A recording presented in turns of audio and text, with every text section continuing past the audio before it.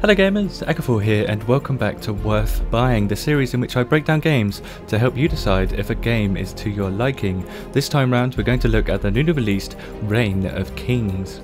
Reign of Kings is an early access alpha sandbox survival MMO which was released on Steam for $20 on the 11th of March 2015 by the studio Codehatch. And if you remember, Codehatch are the creators of the infamous sci-fi sandbox survival Starforge.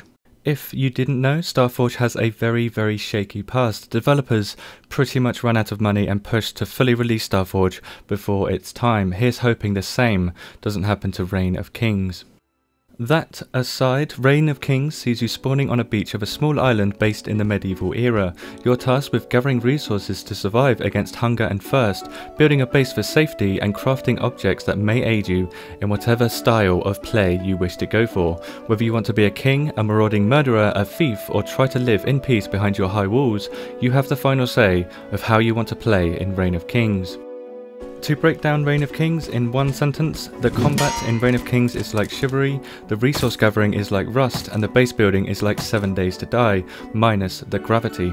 However, what makes Reign of Kings stand out from these games is the possibility to become the king of the server and set taxes between 0 and 20%. Basically, when someone on the server collects a resource like iron or stone or oil, the king gets a percentage based on how much he wants to tax the players of the server, an interesting concept to say the least.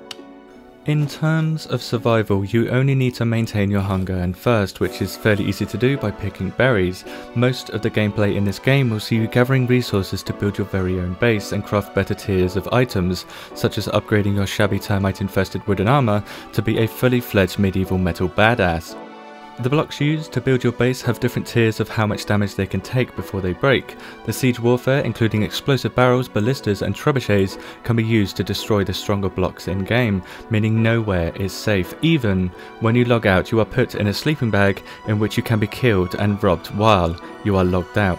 If you are killed, you will drop everything you have on you and have a choice at spawning at the beach again or spawning in your bed if you have one. If someone accesses your base and destroys your crest, they have the choice of conquering your base and placing their crest on your previously owned land, claiming everything on that land. So crests, in a way, act like land claims. If land is claimed by a guild, only members within that guild can build on that particular piece of land. Now, when push comes to shove, the guild with the most amount of resources on the server is very likely to win feuds and thus dominate the server, and seeing as vital resources like stone, oil and iron are static on this very small map, it means that guilds can claim resource after resource by simply building on it and completely destroying any form of competition from guilds before they get a foothold on the server.